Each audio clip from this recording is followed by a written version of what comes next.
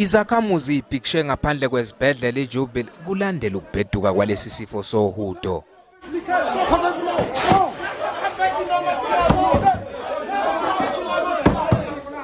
Imbiko yokuqubuka kwalesi sifo iqala ukuvela ngoLwesihlanu olwedlule kanti abasinde kulesi sifo bathi isimo besisibi kakhulu. He was not well on Friday.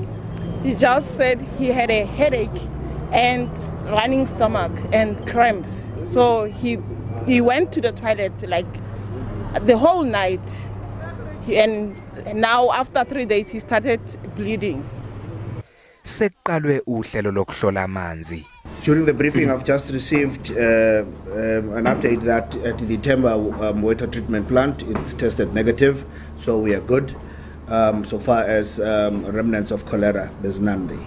I can say again that from the rainwater also, I have received the certificate. We are okay. Tested negative, and same as Mahalis. So everything is sorted out.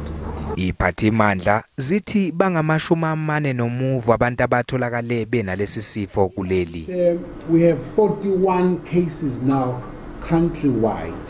Let me start with the easiest to remember. There's one in Limpopo, I think Gianni Messina, who has a travel history from around where we are. So we can link that case to around here.